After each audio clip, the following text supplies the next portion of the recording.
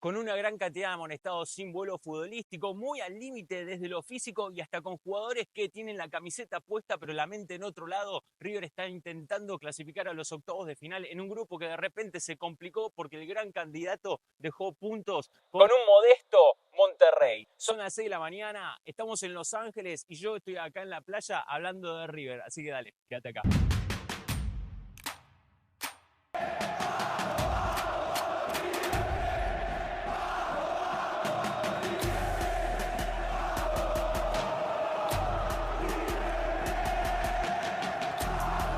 Si bien River fue uno de los pocos sudamericanos que ganó y River ahora pica en punta en el grupo E de este Mundial de Clubes, la verdad es que en el sentir del hincha de River hay demasiada duda. Demasiada duda por la baja producción futbolística del equipo de Marcelo Gallardo, que nuevamente volvió a mostrar un fútbol bastante previsible, lento, sin sorpresas y recurriendo constantemente a la efectividad del Huevo Acuña, que por izquierda sigue siendo un arma letal para el conjunto de Marcelo Gallardo. A esto se le agrega la grave lesión de un Seba Driussi que hoy en día parecía como la única opción concreta para el técnico de River de cara a lo que son los delanteros. El ex delantero del Austin va a estar frenado al menos por 40 días con un esguince severo de tobillo que deja en evidencia lo mal balanceado que está este plantel, que si bien cuesta millones y millones de dólares, no tiene recambio en puestos claves. Ante esto, la opinión de la prensa es que el reemplazante natural va a ser nada más ni nada menos que el colombiano Borja, sobre quien en las últimas horas trascendió que habría una oferta proveniente del fútbol mexicano para llevárselo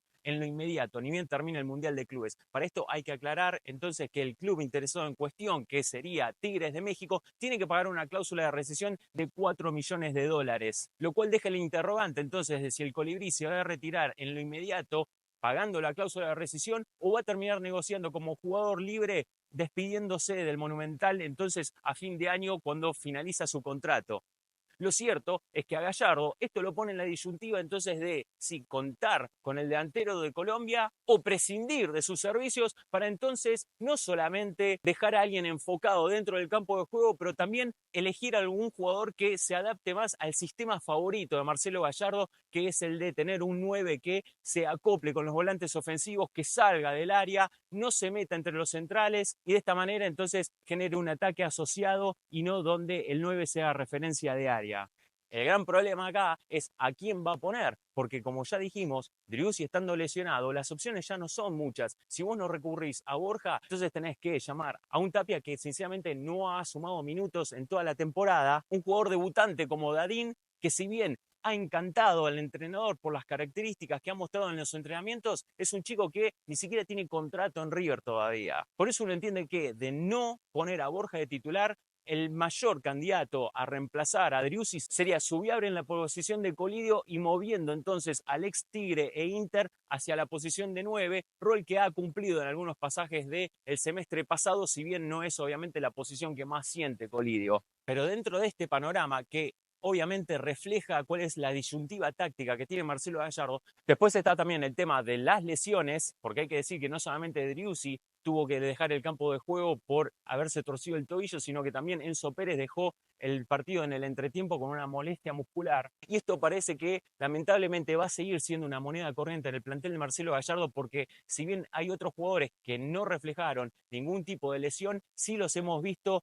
casi que corriendo con el freno de mano puesto. Me llamó muchísimo la atención la poca proyección que tuvo, por ejemplo, Cachete Montiel, después de haber venido de un tiempo prolongado de recuperación tras sendos desgarros. Y después también, cuando hablo de un panorama complicado, me refiero al tema de estas amonestaciones hasta ilógicas que hemos visto el otro día contra el Urawa Red Diamonds, donde los jugadores parece que no estaban al tanto de la situación de que las amarillas en este torneo no se limpian hasta después de los cuartos de final, con lo cual terminar un partido con Enzo Pérez, Acuña, Galopo y Pesela amonestados es un montón, porque muchos de estos nombres son claves en el funcionamiento de Marcelo Gallardo. Y empezar a pensar en tratar de limpiar amarillas después del segundo partido, especulando con lo que pueda ocurrir con el Inter de Milán, es muchísimo, con lo cual uno tiene que esperar que si River llega a clasificar a los octavos de final, entonces muy probablemente no pueda contar con alguno de estos nombres. Ahora bien, cuando estamos especulando con la clasificación a los octavos de final, también hay que decir que el hincha de River hasta se quedó un poco sorprendido y preocupado preocupado tras el empate de Monterrey con el Inter en el Rose Bowl, porque esto hace entonces que River ya pueda quedar con chances concretas de quedar eliminado en este grupo. Esto siempre pensando desde el lado pesimista, porque también es factible que el Inter se quede eliminado, lo cual sería un batacazo. Bueno, para eso tendremos que ver entonces cómo juega, por ejemplo, el Inter de Milán en la segunda fecha contra el Red Diamonds. Pero lo que siente el simpatizante de River es que de repente este Monterrey, que antes nos parecía un equipo pintoresco bajo la dirección de Martín de Michelis, bueno, demostró que no se achica, por lo menos ante la camiseta que tiene enfrente, y por ende River va a tener que mostrar un grado mayor de concentración, de eficacia y sobre todo de despliegue táctico y físico si quiere llevarse puesto a un conjunto que está acostumbrado a jugar en altas temperaturas y que va a ser local, gente, porque hay que decirlo, el otro día en el estadio de Pasadena el 90% del público era mexicano y estoy seguro que le van a querer hacer sentir esa supremacía de las tribunas a los dirigidos por Marcelo Gallardo. A todo esto, el cambio de temperatura también es un factor importante que de hecho hasta Maxi Meza lo destacó post partido después de la victoria contra el Uruguay. Diferentes situaciones que vamos a vivir, entonces el equipo se tiene que hacer fuerte y vamos a estar unidos. ¿Se sintió el calor? ¿Complicó un poco? Sí, sí, la verdad que el calor, después la cancha también que se secaba un poco por el mismo calor, entonces creo que bueno, no es nada, ellos también lo sufrieron, entonces nada, tenemos que pensar, ser más fuertes en ese sentido bueno, para los partidos que vienen.